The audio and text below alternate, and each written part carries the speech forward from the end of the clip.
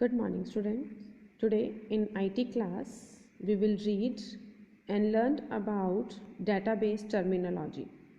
Last class में हमने जाना था डेटाबेस क्या होता है, कैसे टेबल्स को रिलेट करते हैं, कैसे टेबल्स क्रिएट करते हैं. आज हम डेटाबेस टर्मिनोलॉजी के बारे में जानेंगे, यानी कि कौन कौन सी टर्म्स, कौन कौन सी चीज़ें ऐसी हैं जो डेटाबेस में यूज़ होती हैं. Now let us discuss the various terms related to the database and its management. कह रहे हैं अब हम डिस्कस करेंगे अलग अलग टर्म्स के बारे में जो कि डेटाबेस और उसकी मैनेजमेंट से रिलेटेड है, यानी कि डेटाबेस क्या है, डेटाबेस हमने जाना क्या होता है और उसको मैनेज करके रखने में क्या क्या यूज़ होता है. फर्स्ट ऑफ ऑल है DBMS.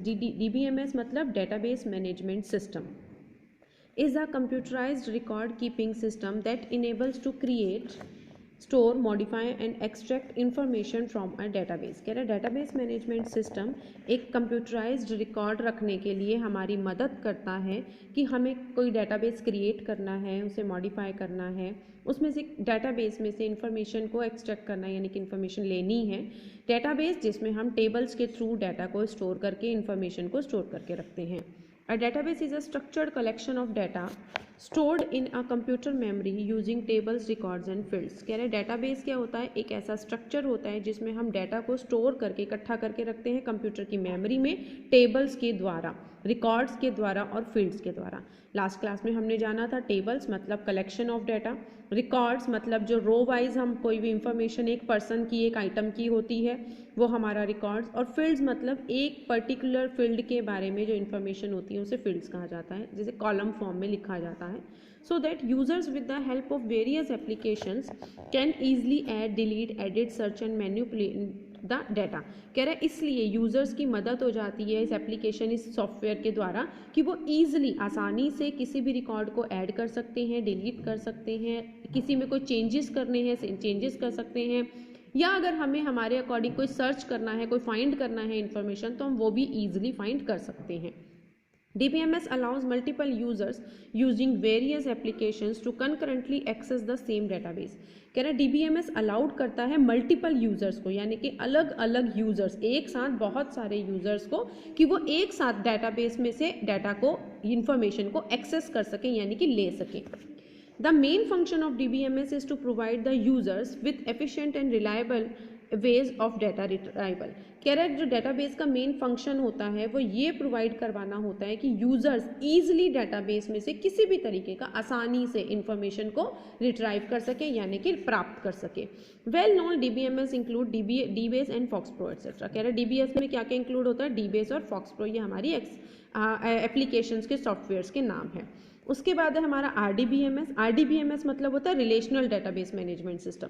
ये एक ऐसा डेटाबेस मैनेजमेंट सिस्टम होता है that is based on the relational model. कह रहे हैं जिसमें हम एक साथ बहुत सारी टेबल्स को आपस में रिलेट करते हैं, उनका आपस में रिलेशन बना देते हैं.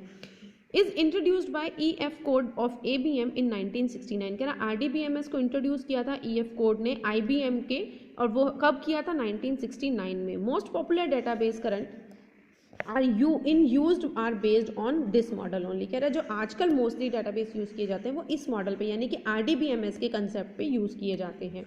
In the relational model for DBMS all the data is stored in a structured tabular form consisting of tuples and relations. कह रहा है रिलेशनल मॉडल में जो डेटाबेस मैनेजमेंट सिस्टम है, डेटाबेस के लिए जो हम रिलेशनल मॉडल बनाते हैं उसमें डाटा जो है वो स्टोर किया जाता है टेबुलर फॉर्म में, यानी कि सेम टेबल की फॉर्म में, जिसके अंदर क्या कंसिस्ट होती हैं, टपल्स एंड रिलेशंस. टपल्स मतलब हमारे रिकॉर्ड्स जिसे हम रो वाइज लेते हैं, और रिलेशंस मतलब हमारी फील्ड जिसे हम कॉलम वाइज लेते हैं. DBMS में इसे हमने रिकॉर्ड और फील्ड कहा था, RDBMS में इसे टपल्स और रिलेशंस कहा जाता है. This makes it easy to search and retrieve data within database and even then data integrity is maintained. कह रहे हैं ये आसानी से हम इस तरीके से किसी भी तरीके की इंफॉर्मेशन को, डाटा को सर्च करना चाहें, लेना चाहें तो हम ले सकते हैं डेटाबेस में से, और यहाँ तक कि हम डेटाबेस को आसानी से मैनेज भी कर सकते हैं, मेंटेन भी करके रख सकते हैं.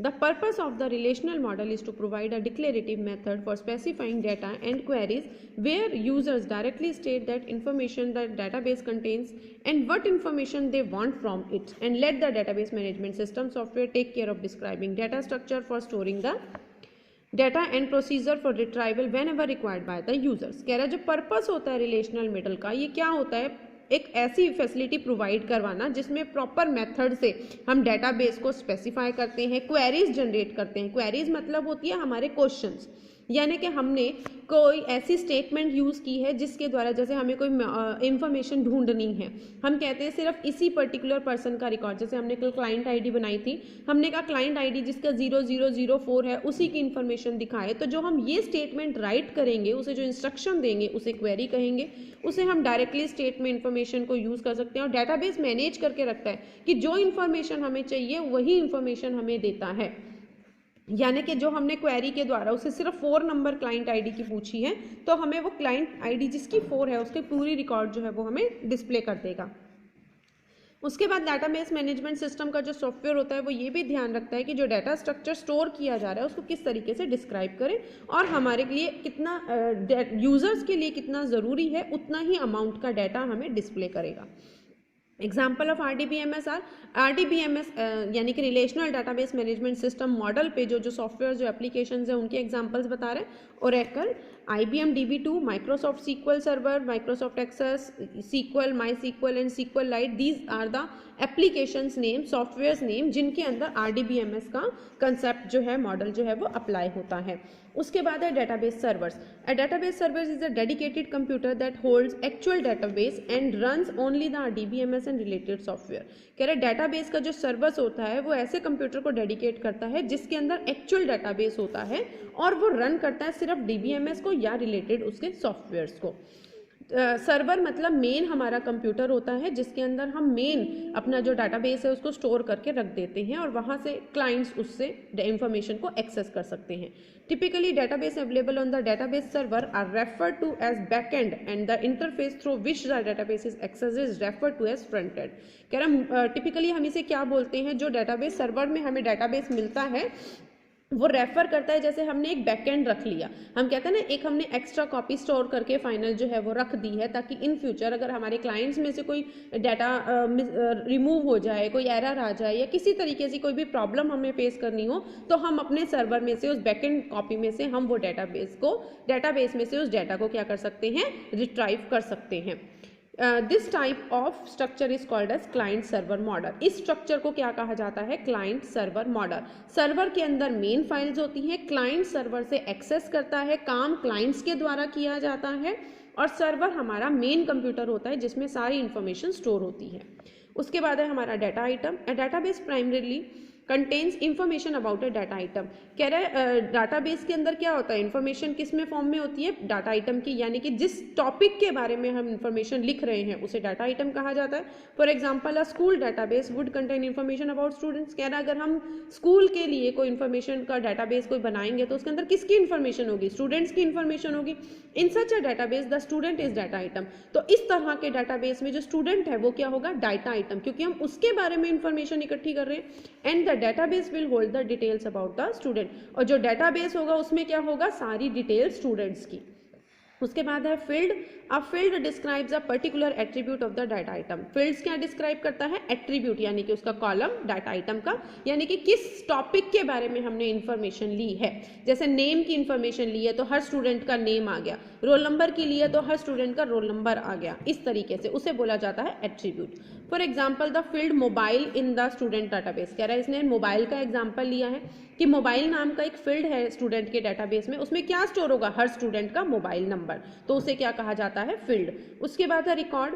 A record is a set of information collection of fields that belong to a single data item.